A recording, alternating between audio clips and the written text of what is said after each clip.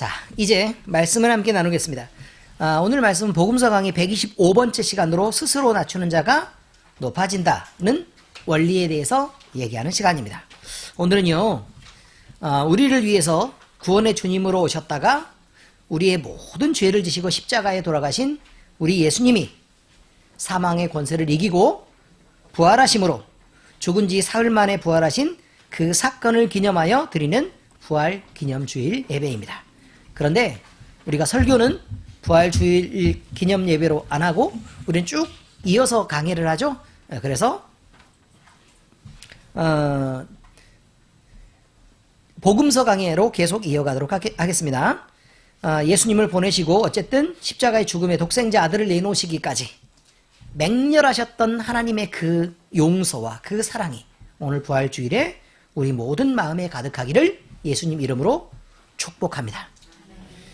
오늘은 마태복음 23장 1에서 12절 말씀으로 함께 은혜를 나눠볼까 합니다. 오늘 말씀의 제목은 스스로 낮추는 자가 높아지는 원리다. 이렇게 되어 있죠. 저번 주 말씀은요, 예수님이 자기를 시험하러 온 바리새인들에게 메시아는 과연 누구의 후손이어야 되느냐 라고 질문을 했던 사건이 있었습니다. 근데 거기에 대해서 바리새인들의 무리들이 뭐라고 대답했죠? 뭐 당연히 다윗의 자손이어야 합니다 라고 대답했습니다. 그것은요, 왕권을 갖고 예수님이 오셔야 한다. 그리고 우리를 식민 통치 아래서 구원해 주실 메시아가 우리가 기다리는 메시아다 라고 얘기했던 것과 같습니다. 그런데 그 바리새인들을 향해서 그러면 왜 다윗이 그리스도를 주라고 칭했겠느냐, 성령의 감동에서 얘기할 때 왜 주라고 칭했겠느냐, 그러면 단지 그의 자손이고 왕권만 가지고 오는 분이 메시아는 아니지 않겠느냐, 왜 그를 주라고 칭했겠느냐, 하나님의 전권을 가지고 하나님으로부터 와야 되지 않겠느냐, 왜냐하면 주는 하나님 한 분밖에 없으니까. 대충 이해를 하셨죠? 네, 그런 얘기였습니다. 오늘은 그 말씀에 이어지는 내용입니다. 예수님은 서기관 및 바리새인들과의 논쟁을 마치신 다음에요, 그 자리에 모인 제자들과 그 무리들에게 서기관과 바리새인들을 본받으면 안 된다라고 말씀하시며 오늘의 본문의 말씀을 하시는 것입니다. 충격적이죠? 서기관과 바리새인들이 여기 다 모여있고 무리들도 모여있고 제자들도 있는데 서기관들이 물었고 바리새인들이 물었고, 그런데 그다지 적대적인 대답들을 사실 듣지를 못했죠. 그리고 나서 예수님이 뭐라고 얘기했다고요? 너는 이 사람들을 본받아서는 안 된다라고 얘기한 거예요.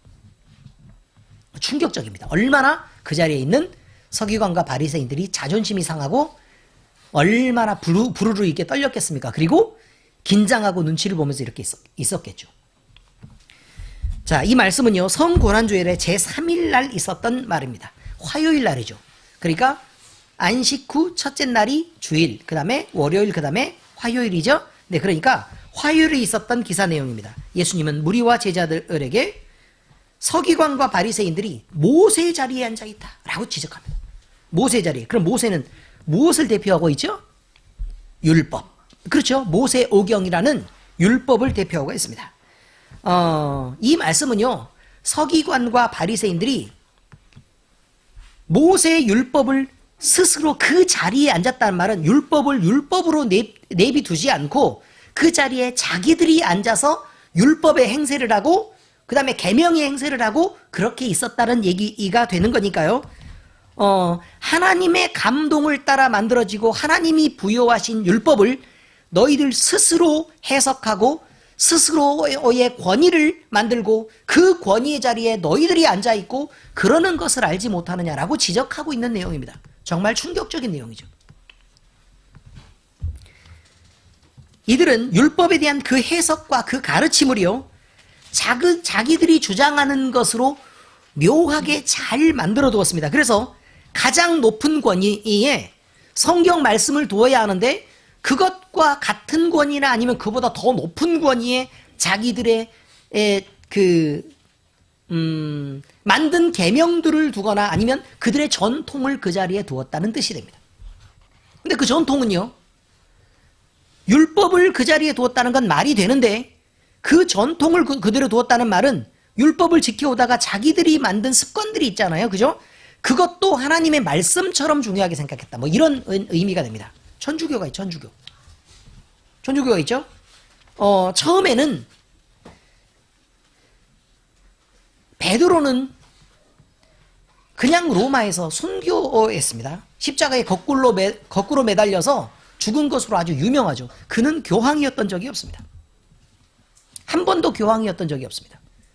그런데 한참이나 시간이 지난 후에 로만 가톨릭이 정치적 세력과 함께 연합하면서 국교로 만들어지고 그들이 교황의 행세를 하기 시작했습니다. 그런데 누구를 정통으로 놓고 그들의 후계자임을 자청했냐면 베드로를 정통으로 놓고 그들이 베드로의 후계자임을 자청하고 제1대 교황은 베드로님이시다. 그래서 그는 성자다. 뭐 이렇게 된 겁니다. 그리고 그 다음에 교황을 그 아래로 이렇게 세웠다 그 말이죠. 그런데 문제가 있습니다. 문제는 뭐냐면 베드로를 세운 이유는요. 그들이 신앙의 정통성을 확보하기 위해서 그렇습니다. 그렇지 않습니까? 신앙의 정통성, 그 다음에 사도권을 확보하기 위해서 베드로를 제1대 교황으로 세운 건데 죽은 베드로를 세운 거라 그 말이에요. 그렇게 세웠는데 그런데 그러면 그들이 지키려고 했던 것도 신앙이어야 하고 그 다음에 그들이 따라서 행해야 했던 것도 베드로가 예수 그리스도를 위해서 어떻게 살았는지에 대한 그 삶을 본받아서 그렇게 해야 되잖아요. 그런데 제1대 교황, 그 다음에 첫 번째 수석 제자라는 그 권위 하나만 가져온 것입니다. 그리고 자기들이 원하는 대로 성경을 왜곡 해석하고 자기들이 원하는 대로 만들고 그러면서 자기들이 그 자리에 서게 됩니다. 그리고 나서 거룩한 하나님이 계셔야 될 자리에 교황을 올려놓습니다. 그리고 쭉 이어져 오니까 나중에 시간이 점점 지나니까 교황이 이어왔던 전통과 그 교황의 권위를 예수님과 같은 권위로 놓았고 그 다음에 시간이 더 지나니까 예수님보다 더 높은 권위로 놓아서 거의 2000년대에 가까워오면 그러니까 2000년대에 가까우니까 2000년에 가까이 시간이 지나야겠죠. 그렇게 지나오니까 나중에는 어떻게 되는 거냐면 지금은 그렇게 되어 있습니다. 그러니까 지금은 교황은 하나님으로부터 이 땅에 있는 전권을 위임받았다는 것입니다. 그러니까 예수님도 자기의 전권을 위임했다는 것입니다. 그러니까 그 전권을 위임받은 사람은 이제 어떤 자리에 있어야 되느냐? 잘 들어보세요. 왕이 있어요. 왕이 있다고요? 세자가 있습니다. 근데 왕이 세자에게 왕위를 선위했습니다. 물려주었죠. 물려주면 왕은 뭐가 되죠? 왕은 뭐가 돼요? 그렇죠. 상왕이 됩니다. 상왕. 왕보다 높은 자리에 있는 왕이다. 이름은 그렇게 되어 있지만 사실은 현직에서 이제 물러나서 이제 증경왕 뭐 이쯤 되는 것입니다. 대충 이해하시겠죠? 그러면 누가 권위를 갖죠? 왕이 권위를 갖죠. 그렇죠? 그럼 상왕은요? 권위가 없는 게 아니라 왕의 권위는 있기는 있지만 그 전에 왕이었으니까 왕의 권위는 있긴 있지만 적어도 현재 왕에게 복종해야 되는 시스템인 것입니다. 자, 이렇게 이제 본인들이 생각해 보니까 이렇게 된 거예요. 이렇게 된 거예요. 그래서 베드로에게 권리를 위임했으니까 그럼 베드로가 왕이면 대박. 그럼 예수님은 베드로 아래네. 이렇게 된 거예요. 아시겠습니까? 재림하는 예수님이 오셔도 교황에게 복종해야 한다. 라가 천주교의 교리입니다. 대충 이해가 되십니까? 네, 그렇습니다. 그래서 오늘 말씀을 잘 들어야 될 이유가 있다. 그런 말이죠. 오늘 말씀을 잘 들어야 됩니다. 어쨌든 바리새인들이 주장했던 것은 이거죠. 바리새인 주장했던 것은 율법을 가지고 여러 가지 전통들을 막 이렇게 시간이 지나면서 전통을 만들어 왔습니다. 천주교가 만든 것처럼. 네, 그렇게 전통을 만들어 왔습니다. 그리고 그 전통을 만들어 와서 이것이 성경과 같은 권위를 가진다. 왜냐하면 성경에 기초에 있으니까 성경과 같은 권위를 가진다. 그런데 전통적으로 우리가 성경의 권위를 가졌지만 전통적으로 우리가 쭉 지켜오던 거니까 이거는 그냥 그때 주어졌던 성경보다 더 중요하다. 왜냐하면 현재 상황에 맞춰 있는 거니까 라고 얘기를 했던 거예요. 그래서 율법보다 더 중요한 전통이 생긴 것입니다. 그들은 하나님의 말씀 그대로 지키는 것보다 자기들의 유익을 위해서 계속해서 바리새인들의 유익을 위하고 또 대제사장들의 유익을 위해서 그렇게 점점 그러니까 정치적으로 교회 정치를 얘기하는 거예요. 그들이 율법을 가진 정치적으로 훨씬 더 강한 힘을 갖기 위해 그들이 만들었던 그들의 전통들을 계속해서 주장해왔고 하나님 말씀을 지키되 율법과 전통을 더 중요하게 지켜야 된다. 이렇게 얘기했던 것입니다. 그들의 행위는 하나님의 권위를 대신하려고 했고요. 그들은 말로는 계속해서 주장했는데 율법의 모든 걸 지켜 행할 수 있었다 없었다? 없었다 그 말이에요. 그러니까 그들은 지켜서 행할 수 없으니까 행하지는 않고 그냥 가만히 높은 자리에 앉아가지고 말만 하는 거예요. 넌 이렇게 해라 저렇게 해라. 그럼 아래에 있는 사람들이 막 움직이잖아요. 그럼 율법을 지켰다 못 지켰다를 또 판단하는 거예요. 이렇게 바리새인들이 살고 있었다는 것입니다. 예수님은 바리새인들과 서기관들이 행하는 여러 가지 예들 중에 이런 예가 있다고 지적합니다. 이런 예가 있었다. 잘 들어보세요. 실제로 이들은 말만 하고 행하진 않았다라고 얘기하죠. 이들은 율법의 여러 가지 조항들을 해석하면서요, 많은 사람들에게 이렇게 행하라고 가르쳤는데, 그러나 율법 자체를 행하라고 계속 얘기하면서 그 율법을 왜 주셨을까를 생각하지 않습니다. 왜 주셨을까? 그리고 율법을 부여하신 하나님이 계시다를 생각하지 않습니다. 단지 율법의 조항들이 있고 그 조항만 열심히 지키면 되는 거예요. 그러니까 그 율법을 주신 하나님에게도 관심이 없고 왜 이 율법을 우리에게 주셨는가도 관심이 없는 거예요. 그냥 이들은 이렇게 지켰단 말입니다. 그냥 지켰어요. 안식일 날 이렇게 뭐 얼마로 몇 보를 움직이지 말아라. 그러면 안 움직이면 되는 거예요. 그걸 왜 움직이지 말아야 하는지, 왜 일하지 말라고 하는지, 우리를 조이기 위해서 그러는지, 우리를 쉬게 하기 위해서 그러는지도 생각한 적이 없다 그 말입니다. 형제를 미워하지 말라. 형제를 미워하는 자마다 살인하는 자다. 그러니까 미워하지 말아야 된다 라고 얘기하는 거예요. 그러면 안 미워하려고 물론 예는 썼습니다. 그러니까 그들이 엄청 신앙적으로 잘 사는 것 같지만 왜 미워하지 말라는 것인 줄, 그 사람을 위해서 그냥 미워하지 말라고 하나 보다 라고 생각하고 안 미워하려고 애를 쓰는 거예요. 그러나 여러분, 그들은요 일상에서 미워하지 않았을지언정 율법을 지키고 안 지키고를 정확하게 구분을 해놓고 지키는 사람을 선대하고 지키지 못한 사람을 악인으로 정죄해서 얼마나 모질게 탄압했는지 모릅니다. 성경을 기준으로 들어서 미워하지 말라는 내용은 우리는 미워하지 않습니다. 그러나 저자들은 기준에 못 미치는 자들입니다 라고 얘기해서 비난하고 비판하고 아주 미워했는데 아주 인간 취급을 하질 않았습니다. 미움을 신앙으로 정당화했던 것입니다. 왜 미워하지 말라고 했을까라는 걸 생각한 적이 없으니까요. 이들은 율법을 계명면에서는 겉으로는 잘 지키는 사람들이었던 게 맞습니다. 그래서 사람들이 보기에 그들은 남들은 잘 못 지키는데 어쨌든 어쩌다 한번 행동하는 걸 보면 엄청나게 막 이게 대단하게 막 행동을 하거든요. 그러니까 그들이 대단한 사람들로 보였던 것도 사실입니다. 사람들은 바리새인들의 여러 가지 행동들을 보면서 자신들이 나는 정말 저렇게는 못하는데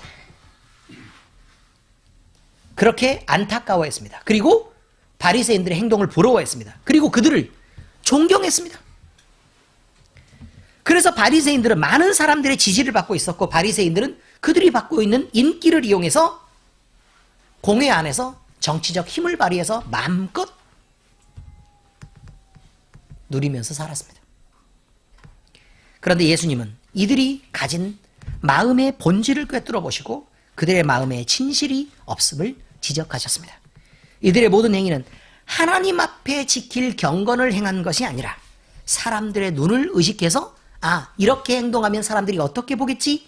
라고 그렇게 보이고자 행동했던 것입니다. 그들은 하나님 앞에서 자기의 진심을 내어놓는 경건보다 경건해 보이는 옷매무새를 하려고 애썼다라고 그렇게 나와 있습니다. 그 대표적인 예입니다. 이들은 대표적인 예로 경문의 띠를 넓게 했다 이렇게 되어 있습니다. 경문이란 성경의 구절을 기록한 양피지가 있는데 그 양피지를 넣은 작은 가죽 상자를 말합니다. 그러니까 말씀을 넣어요. 그리고 어디에 하는 거냐면 머리에, 미간인데요. 여기에다가도 이렇게 매고 그 다음에 왼쪽 여기 어깨에다가 이렇게 맵니다. 매요. 자, 이렇게 매는데요. 그 경문 안에 뭐가 기록되어 있는가 하냐면 하나님을 이렇게 예배해야 된다. 그게 유월절 제사 규례에 관한 내용들이 들어있습니다. 유월절 제사 규례는 하나님이 애굽에서 우리를 어떻게 살렸는가라는 것에 대한 얘기 아니에요? 그럼 그리스도에 대한 얘기잖아요, 지금. 그런데 그냥 글씨가 그냥 들어있는 거예요, 그냥. 의미는 상관없고, 그 다음에 장자를 성별해야 된다, 이런 규례.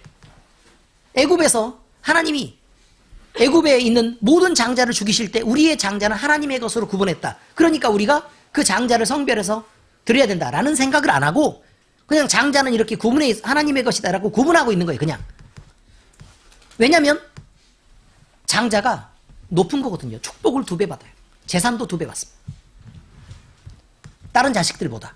그러니까 장자는 중요하죠. 그래서 그들이 그렇게 장자에 관한 규례, 그 다음에 하나님의 사랑에 관한 규례, 율법에는 이렇게 복종하고 이렇게 지켜야 된다라는 여러 가지 규례들이 들어있었습니다. 그럼 이거는요, 그 양피지에 넣은 말씀은 얼마나 중요한 말씀이냐 그 말이에요. 그들이 그 전에부터 지켜왔던, 집어넣었던 말씀이니까 너무 중요하죠. 그런데 이스라엘에 13살 이상 된 모든 남자들은 그 경문을 사실 그냥 맨날 붙이고 다니는 게 아니라 기도할 때, 기도하러 들어갈 때 그걸 이렇게 붙이고 하나님 앞에 그렇게 기도했던 것입니다.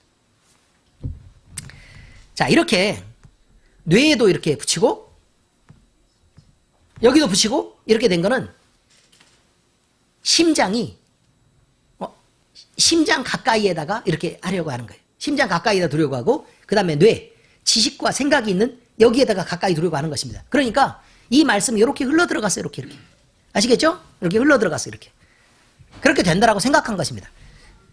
멋있죠? 이 구절을 늘 곁에 두는 이유는 이스라엘 구원자이신 하나님을 인정하고 그의 백성으로 선결되며 늘 그를 사랑하고 그분의 말씀에 절대 복종하며 지키라는 것인데, 이들은 시간이 점점 지나면서 율법을 단지 자기들을 그냥 붙이고 이렇게 해야 기도가 잘 되고 내가 이렇게 붙이고 있으면 하나님이 나를 보호하시고 지키시겠지 라는 생각으로 해서 마치 부적처럼 여기고 그렇게 행했다, 이런 말입니다. 그런데요, 그냥 경문만 붙이면, 근데 이 경문은요, 영향을 어디에 주라고 하는 거냐면 밖으로 주라고 하는 게 아니잖아요. 지금 내 감정이 있는 가슴에 주라고 하는 거고 내 생각이 있는 뇌에 주라고 하는 거니까 이 경문의 내용이 이 속으로 파고 들어가라, 이 말이잖아요. 지금 의미는 대충 이해하시겠습니까? 그런데 이들은 어떻게 했냐면 경문의 띠를 넓게 했다, 그 말이에요. 왜냐면 작게 가지고 가는 실로 묶잖아요. 멀리서 사람이 보면 잘 안 보여요. 여기 이게 줄도 이렇게 내리고 이렇게 지장을 해야 되는데 넓게 해서 이렇게 잘 보이게, 눈에 띄게 이렇게 해야 됐던 거라 그 말입니다. 그러니 이 경문이 생각에도 영향을 못 미치고 심장에, 내 감정에도 영향을 못 미치고 오직 경문은 미신적인 요소로만 남고 이 경문의 여러 가지 포장들은 밖으로만 영향을 주어서 다른 사람들이 보고 오, 저 사람은 이게 반듯해서 대리미질로 그냥 이렇게 스팀 대리미로 반듯하게 잘 다리는 걸 보니까 너무 경건하게 보인다, 이렇게 판단받기를 원했단 말입니다. 우리가 기도할 때요, 기도할 때 물론 무릎을 꿇고 기도하는 건 중요하죠. 그러나 평소에는 그냥 막 기도하다가 사람들 보면 무릎을 꿇고 손을 모으고 이렇게 막 이렇게 인상 쓰면서 이렇게 기도하는 것은 바른 게 아닙니다. 기도는 하나님께 하는 겁니다. 특별히 기도는 개인적인 일입니다. 하나님을 내가 어떻게 만나느냐에 대한 문제지 바깥쪽으로 드러나는 일이 아니고 안으로 하나님과 교통하는 일입니다. 명심하시기 바랍니다. 예배도 마찬가지입니다. 예배에 열심히 이렇게 참석해가지고 이렇게 있잖아요. 열심히 참석해서 있는데 참 안타까운 일이지만 어린이들에게요, 예배 훈련을 시키라, 이 말은 자, 하나님의 말씀을 하고 있으니까 목사님 말씀을 지금 잘 들어야 되는 거야. 기도 훈련을 시키라는 얘기는 자, 하나님께 어떤 기도를 하는지 잘 듣고 우리 채원이가 이 기도를 잘 듣고 나서 하나님을 잘 만나보기로 하자, 이렇게 해서 기도를 해야 되는 거예요. 근데 잘못하면요, 형식을 배우게 됩니다. 내용을 못 배우고 형식을 배우게, 잘못하면. 어떤 의미인지 아시겠어요? 중요한 것입니다. 예배 시간에 마음껏 그림을 그리고 이렇게 막 이렇게 놀잖아요? 그러면 조용히 할 수 있을지언정 그 아이가 예배를 배울 수는 없습니다. 이게 중요한 것입니다. 왜 여러분에게 그것을 가르치라고 하는가? 이것이 중요하다고요. 다시 생각하셔야 될 일입니다. 우리는 바리새인처럼 그렇게 행동하면 안 됩니다. 왜냐하면 그렇게 하지 말라고 예수님이 가르쳤기 때문에 그렇습니다.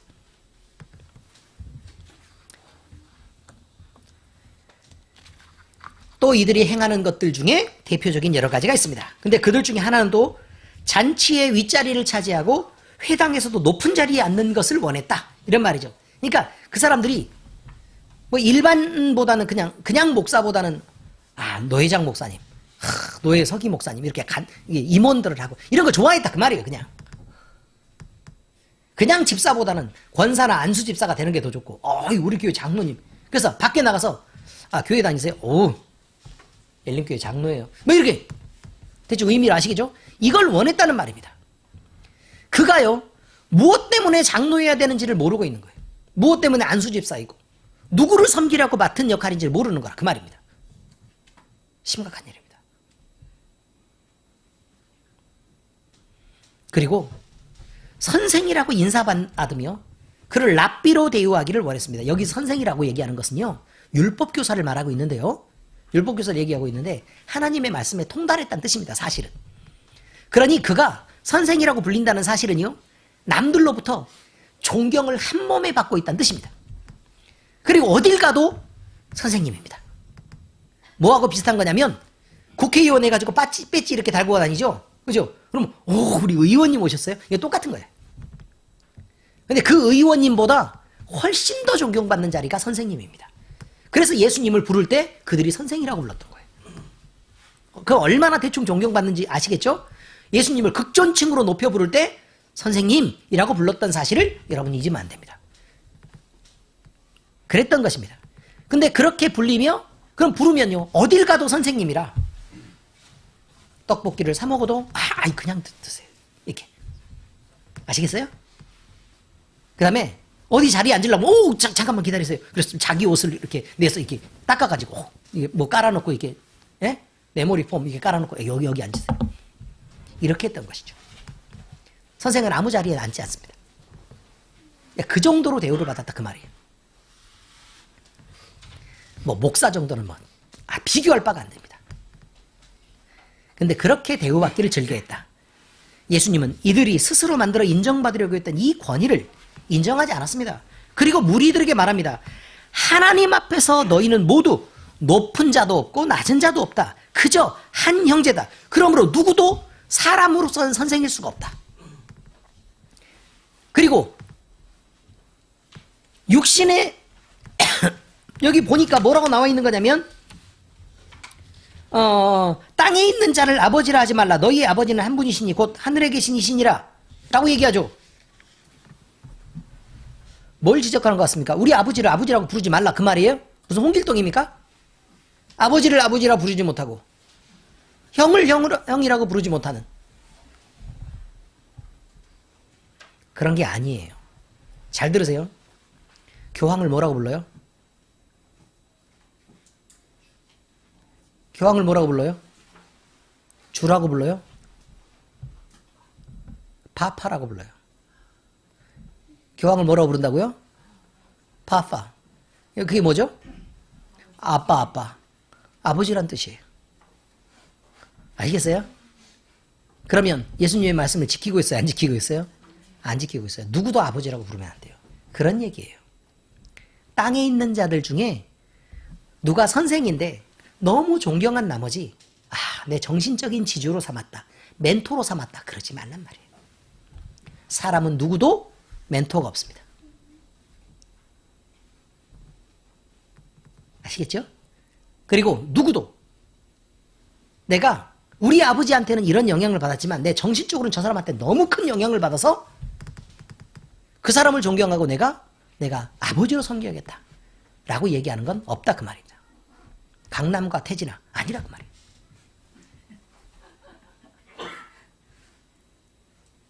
이익을 위해서 하는 연합, 그런 거랑 비슷한 것입니다. 둘 다. 물론 아끼죠. 왜요? 이익이니까요. 그렇지만 그 자식이 속을 썩이고 부모가 나를 망가뜨려도 정말 여전히 아버지일 것이냐? 정말 그럴 거라고 생각하십니까? 그렇지 않습니다. 그런데 여러분, 땅에 있는 자를 아버지라 하지 말라. 그러니까 멘토나 진정한 아버지, 진정한 선생은 하나님밖에 없다. 그리스도밖에 없다. 이렇게 지금 얘기를 하려고 하는 것입니다. 이 말씀을 들은 사람들은 지금까지 들어본 적이 없고 상상을 해본 적이 없는 얘기입니다. 왜냐하면 그들은 당연히 율법 교사를 선생이라고 알고 있고, 그 다음에 메시아는 뭐 당연히 정치적 메시아라고 알고 있고, 당연히 그렇습니다. 그 다음에 경건하게 이렇게 막 기도하는 걸 보고 아, 경건하구나 이렇게 생각했지, 그들이 마음이 중심으로 하나님을 진짜 사랑하는구나 아니구나 이런 걸 상상해 본 적이 없는 거예요. 그냥 높은 자리에 당연히 그들이 앉아야 되고 우리는 낮은 자리에서 그 선생들을 섬겨야 된다라는 것만 생각했지, 어우 저분들은 높은 분이, 아이 사람아 지금 선생님이 오셨는데, 그래서 당연히 높은 자리를 이렇게 안내하고, 우리는 그냥 찌질하니까 그냥 아래쪽에서 이게 굽신굽신 이렇게 해야 된다고 당연히 그렇게 생각했던 것입니다. 너무 모든 게 다 전통이고 모든 게 너무 당연했던 거예요. 상상해 본 적이 없는데, 그런데 저들을 본받지 말라니요. 그리고 생각해 보라고 이렇게 하는 것입니다. 너무 당황했을 것입니다. 이스라엘 백성들은 하나님의 선민이면서도요, 그때까지는 뇌가 비었어요. 그냥 뇌가 그냥 순두부예요. 순두부. 주름이 없어. 주름이. 화학 반응이 일어나질 않아요.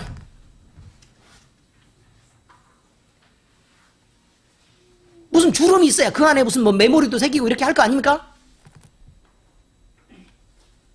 생각을 해야 되는데 그 생각이 없다 그 말이에요. 그냥 하나님의 선민이 스스로 자기들이 하나님을 만나야 된다고 생각한 적이 없습니다. 그러니까 이들은 특별히 부름을 받은 선지자들을 기다리고 그냥 그저 누군가 하나님의 말씀을 자기한테 대신 얘기해 줄 걸 생각하는 거예요. 나 스스로 하나님 말씀 생각하지 않습니다. 그랬다 이 말이에요. 그러니까 하나님의 뜻이 궁금하다. 그러면 내가 기도해 볼 생각을 하지 않아요. 나 혼자 하나님의 말씀을 생각하고 묵상해 볼 생각을 하지 않고 뭐 한다고요? 남을 찾아가요. 찾아다닙니다. 누군가 얘기를 해줘야 되니까.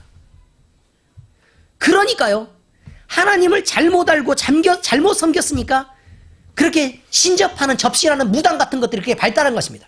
물론 유대인의 좋은 신앙의 형태를 갖고 있는 그런 것일 수도 있겠지만, 그들이 원하는 전통들은 다 약간 이방신들이 그 제사하는 것과 약간은 다 혼합되어 있어서 그들이 전통을 만들어 갔던 거니까 어쨌든 그런 것들을 여러분들이 알아야 합니다.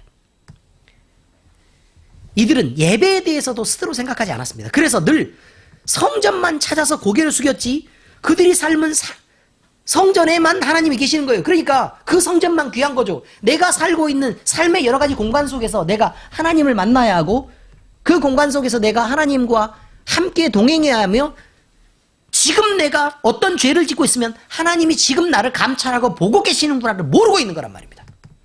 우리가 지금 예배하는 이 상황에서요, 하나님이 우리 예배를 지금 보고 계신다는 것, 하나님이 지금 우리와 함께 하신다는 이 사실에 대해서 다들 놓치고 있는 거란 말입니다. 왜요? 뇌가 순두부라니까요. 생각을 하지 않으니까요. 그냥 말랑말랑하기만 해요. 하얗고. 늘 성전만 찾아 고개를 숙이는 이들, 삶의 현장에서 하나님을 만날 수 없는 그런 존재들이었다 그 말입니다. 이들은 율법 행위를 지키려고 했습니다. 그런데 그들이 지키려고 했던 것은요, 그 조문을 따라 잘 지키면 복이 있고 지키지 않으면 벌이 주어진다고 믿었기 때문에 그렇습니다.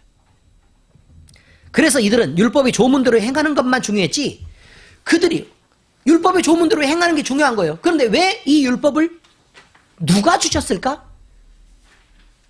왜 우리에게 이걸 주셨을까? 그럼 율법을 받은 우리는 과연 하나님 앞에서 무엇인가? 라는 것에 대해서 생각하지 못했단 말입니다. 그리고 의식적으로 그걸 피한 것입니다. 왜요? 그렇게 하면 불리하니까. 한마디로 하나님의 마음과 하나님의 생각, 그 다음에 하나님의 계획에는 관심이 없었습니다. 나와 하나님 사이의 관계에 대해서 별 관심이 없어요. 그냥 율법만 지키면, 그냥 복만 오면 되는 거예요. 이것이요, 그때만 있는 걸로 생각하십니까? 지금 신앙은 어떻습니까?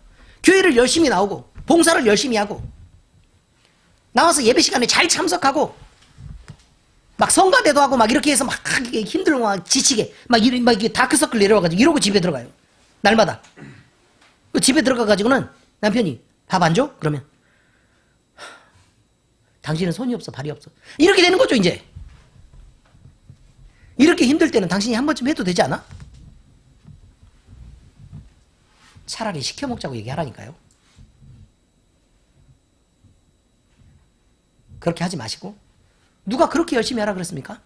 왜 그렇게 열심히 하냐 그 말이에요. 나를 사랑하시는 하나님의 은혜에 감격해서 나 같은 사람을 구원하신 하나님이 놀랍고 그게 벅찬 은혜 가운데 내가 감동이 돼서 말이에요. 그래서 기쁜 마음으로 하나님을 그렇게 만나고 싶어서 그렇게 하십니까? 설거지를 하는데 여러분이 이것이라도 하나님이 내게 봉사할 수 있는 기회를 주시는 게 감사해서 그렇게 하십니까? 아니면 그것이 여러분에게 복이고 그렇지 않으면 눈치가 보이기 때문에 그러냐 그 말입니다. 다시 생각해야 합니다. 예수님은 이런 자들에게 신앙의 본질에 대해서 얘기합니다. 너희 중에 큰 자는 너희를 섬기는 자가 되어야 하겠다. 이 말씀을 세상에서 높임을 받으려고 하고 존경을 그들의 스스로의 권위로 존경을 받으려고 하는 그런 사람들에게, 그런 기준을 갖고 있는 사람들에게 섬김이란 사람으로부터 받는 것이 아니어야 한다라고 얘기합니다. 예수님은 오히려 섬기는 자가 큰 자라고 얘기했던 것입니다. 그런데 이게 무슨 시각에서부터 얘기하는 거냐 이 말이에요. 어떤 시각을 말하는 거냐면, 자 보세요. 세상이 목적이고 육신에서 평안을 얻고 육신의 복을 누리려고 하는 사람들은 섬기면 안 돼요. 섬김을 받아야죠. 갖은 모사를 부려서라도 내가 섬김을 받을 수 있는 것, 존경을 받고 내 말이 통하는 그런 자리에 가려고 애써야 되겠죠. 그런데 내 말이 무시당해도 괜찮아요. 섬김을 안 받고 남들을 섬겨도 괜찮아요. 내가 좀 희생하고 고생해서 남들이 즐거우면 그걸로 난 너무 행복해요. 라는 그런 시각으로 가기 위해서는요, 하나님이 보시기에 이것이 하나님의 즐거움이 되니까 라는 기준을 가져야 되는데, 그들이 하나님을 생각한 적 없는 그들이 어떻게 그것을 할 수 있겠냐 그 말이에요. 또 누구든지 자기를 높이는 자는 낮아지고 자기를 낮추는 자는 높아지리라는 말씀은 뭐냐면, 세상에서는 자기를 스스로 높여야 되고 자기를 자랑하고 또 자기의 장점을 적극적으로 자랑해서 자기를 PR해야 사람들이 나를 알기도 하고 또 이름도 기억하고 또 인정해 주기도 하고 그러는데, 여러분 자기를 낮추고 겸손해지면 누가 나를 알아주냔 말이에요. 아무도 안 알아주죠. 근데 그렇게 하려잖아요. 왜 그렇게 하라 그러느냐? 하나님이 너를 높이실 것이기 때문에 그렇다. 그리고 이 세상에서 있잖아, 다른 사람들은 그러면 안 알려질 것이 확실한데 너는 내 새끼 아니냐, 내가 널 책임지고 유명하게 해줄게, 이 말이에요. 네 방법 아니고 내 방법을 잘 따라와라. 그러면 내가 널 책임지고 유명하게 하고 너를 절대로 고생스럽지도 않고 복되게 해줄게, 뭐 이런 말입니다. 물론 그것이 100% 적용되는 것은 아닙니다. 왜냐하면 하나님이 고난을 주시는 이유는 그의 영혼을 복되게 하기 위한 거니까 때로 고난이 늘 우리에게 피곤한 일만은 아닌 것입니다. 민수기 16장 3절에서 너희가 분수에 지나치도다.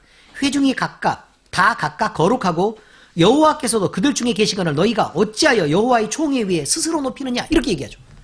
교회에서 높아지려고 하는 거, 이거 바보 같은 짓이란 말입니다. 자, 이제 성경 말씀이 적용됩니다. 첫째, 참 선생은 예수 그리스도 한 분뿐이라고 얘기합니다. 선생이란 가르침을 베푸는 자여야 되고, 그 다음에 그 가르침에 대해 모범을 보이는 사람이어야 됩니다. 어떤 사람이 가르치는데요, 그 사람이 그대로 전혀 행동하지 않는다. 그럼 그 사람의 가르침은 헛것이죠. 그래서 모범을 가져야 되는 것이죠. 근데 사람은요, 영원하고 무한한 진리를 가르칠 수 있는 게 아닙니다. 그것이 다가와서 스스로 이해하고 또 그걸 납득하고 또 그걸 가르칠 만한 재능도 없고 그 스스로도 온전한 이해를 할 수도 없기 때문에 그렇습니다. 참 선생은 바로 이 모든 진리에 통달하고 시대가 지나도 변하지 않는 것을 가르치고 또 그것을 스스로 행하는 사람이어야 될 텐데 사람으로서는 그런 사람이 있을 수 없다는 말을 하고 있는 것입니다. 우리에게 하나님에 대한 온전한 이해와 진리에 대한 무한한 지식, 그 진리를 몸소 흠없이 행할 수 있는 분은 예수 그리스도 한 분밖에 없었습니다. 이 예수님은 온 세상의 진리 위에 서신 참 하나님이셨다. 그리고 참 인간으로 그 하나님이 오신 분이다 라는 것을 기억할 때 참 선생이란 예수 그리스도 한 분 외에는 있을 수가 없겠구나 라는 사실을 여러분이 기억하셔야 합니다. 우리의 멘토는, 여러분의 멘토는 누구입니까? 라고 물으면 예수 그리스도입니다 라고 대답해야 됩니다. 우리 역시 그 진리를 배우고 익혀서 그 진리를 행함으로 하나님께 가까이 나아갈 수 있는 것입니다. 야고보서 3장 1절 2절에 이렇게 말합니다. 내 형제들아, 너희는 선생된 우리가 더 큰 심판을 받을 줄 알고 선생이 많이 되지 말라. 우리가 다 실수가 많으니 만일 말에 실수가 없는 자라면 곧 온전한 사람이라 능히 온 몸도 굴레 씌우리라 라고 얘기합니다. 여러분, 말하는 것은 지켜야 된다는 말입니다. 근데 많은 말을 하고 잘난 척을 하면 그걸 온전히 다 지킬 수 있는 사람이어야 될 텐데 그 실력이 안 되면 그러면 사람도 아유 저 인간은 말만 하고 지가 할지도 못하는 걸 저렇게 말이 좋아? 라고 비판을 하고 하나님 역시 그것을 넌 네가 말한 것이지 않냐 라고 그 심판대 위에 올린다 라는 사실을 기억해야 합니다. 그러므로 잘난 척 많은 말을 하는 것은 옳지 않습니다. 둘째, 사람을 의식하여 외식하는 자는 신앙으로부터 이미 멀어져 있는 자입니다. 이렇게 할 수 있다는 것 자체가 신앙적이 아니란 말입니다.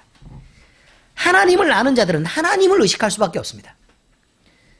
반대로 하나님을 모르는 자들이나 하나님을 의식하지 않는 것입니다. 하나님을 의식하려고 해도 하나님을 인정할 수도 없고 하나님을 느낄 수도 없고 하나님의 뜻대로 잘 살아내고 싶은데 하나님이 느껴지지 않으니까 하나님의 존재를 잊어버리고 그저 살 수밖에 없습니다. 그렇게 살다가 하나님이 있었는데 라고 깜짝 놀라서 그 뜻대로 한번 행해보려고 그래도 뭘 어떻게 해야 되는지도 모르고 그냥 그렇게 살게 된다 그 말입니다. 이처럼 하나님을 모르는 자들은 하나님 없이 사는 것이 너무 당연하다 그 말입니다.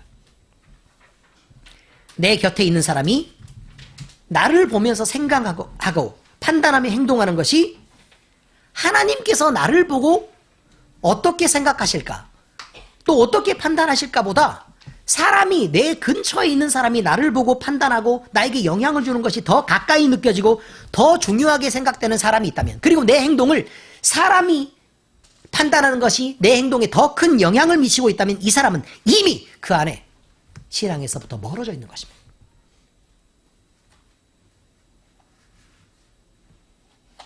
외식하지 않으려고 노력해도 그는 사람을 생각하고 외식할 수밖에 없습니다. 벗어날 수가 없습니다. 이런 사람은 하나님을 믿고 신앙 속에 거하는 사람이 아닙니다. 우리가 하나님을 믿는 것은 우리의 중심을 하나님께 내어놓고 사람보다 하나님을 더 가까이 하고 그를 섬기려고 하는 것입니다. 시편 51편 6절에 보소서 주께서는 중심이 진실함을 원하시오니 내게 지혜를 은밀히 가르치시리이다. 여러분이 하나님을 생각하면 여러분이 행동할 바를 마음으로 분명히 받을 수 있습니다. 다른 짓을 하려고 하죠. 마음이 떨리고 가책이 됩니다. 그래서 그 행동을 하지 말라고 얘기합니다. 그런데요, 살짝 떨리고 막 이렇게 하는데도 그걸 참고 행동하는 사람이 있습니다.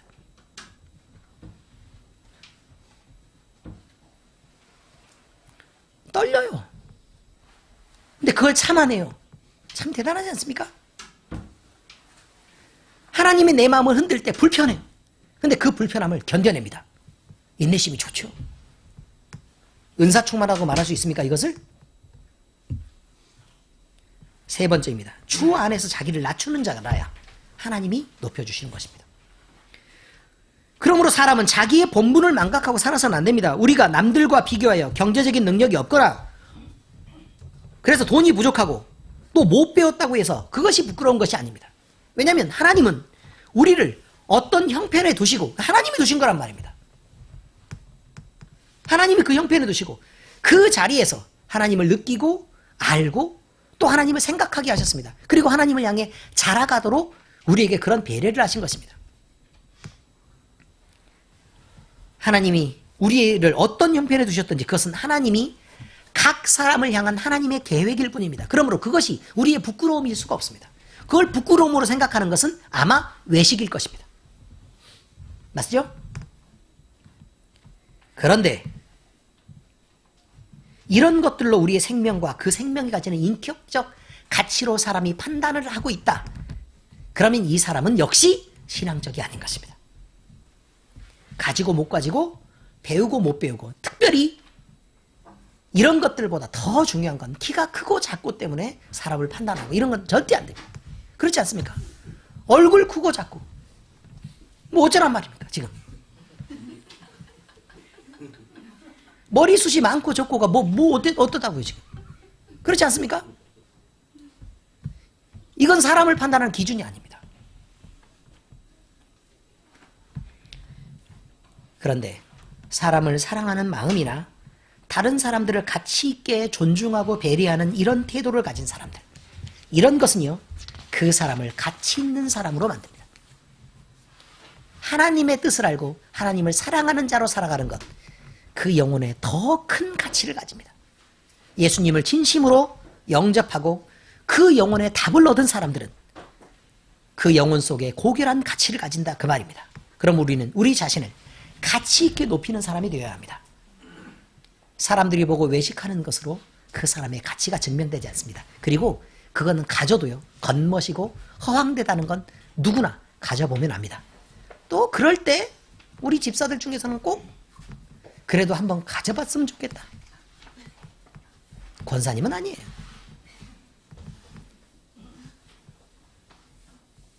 그렇게 꿈을 꾸면 안 됩니다, 여러분. 그러다가 영원히 망하는 것입니다. 역대하 7장 14절 내 이름으로 일컫는 내 백성이 그들의 악한 길에서 떠나 스스로 낮추고 기도하여 내 얼굴을 찾으면 내가 하늘에서 듣고 그들의 죄를 사하고 그들의 땅을 고칠지라. 어마어마한 말씀입니다. 사실 다시 읽어드리겠습니다. 내 이름으로 일컫는 내 백성이 그들의 악한 길에서 떠나 스스로 낮추고 기도하여 내 얼굴을 찾으면 내가 하늘에서 듣고 그들의 죄를 사하고 그들의 땅을 고쳐주겠다. 어마어마한 일입니다. 소름이 끼쳐야 정상입니다. 지금 야고보서 4장 10절 주 앞에서 낮추라. 그리하면 주께서 너희를 높이시리라. 신앙 안에서 자기를 낮추시기를 예수 그리스도의 이름으로 축원합니다. 하나님이 반드시 여러분을 높이실 것입니다. 기도하겠습니다. 하나님 아버지, 오늘 우리로 사랑이신 하나님을 예배하게 하시고 진리의 말씀을 듣고 배우게 하심을 감사드립니다. 하나님, 오늘 우리는 예수님이 가르치신 말씀을 통해 온전한 진리를 모두 알고 그 진리를 가르치실 유일한 선생은 예수 그리스도 한 분뿐임을 나눴습니다. 우리는 무한하신 하나님의 진리를 대할 때 온전히 그 진리를 알 수도 없고 그 진리를 들어도 또 기억하고서도 지켜낼 능력도 없습니다. 이렇게 늘 부족하기만 한 우리가 그리스도를 배워서 알고자 할 때 하나님 우리에게 주의 마음을 보이시고 그 마음을 이해하도록 감동해 주시옵소서. 그래서 복잡한 율법의 조문의 조항을 따라 살지 않아도 하나님의 마음을 생각하고 사는 우리가 하나님의 기쁨이 되게 하시옵소서. 우리가 약하고 작은 믿음으로나마 결단하고 주님이 가르치신 길을 따라 걸으려 순종하려고 합니다. 우리를 주의 도와 말씀을 지켜낼 힘을 주시옵소서. 바리새인처럼 외식하며 스스로 높다 자고하는 죄에서 우리를 구해주시고 하나님의 영광을 위해 우리가 바로 살기를 결단하고 우리 마음속에 가득 예수 그리스도를 채워 주의 기쁨을 위해 우리가 사랑하며 살게 하시옵소서. 하나님, 우리는 늘 하나님을 알고자 찾고 또 찾으며 늘 목마르고 주님을 기다립니다. 우리를 이끌어 주의 곁에 두시고 우리를 주님의 기쁨 되게 하시옵소서. 우리에게 성령 충만을 주시고 우리 마음속에 성령의 감동을 더하시고 우리 안에 늘 계시는 예수 그리스도를 늘 느끼며 주님을 알아가게 하시옵소서. 이 모든 말씀을 살아계신 우리 주님 예수 그리스도의 이름으로 기도드립니다. 아멘.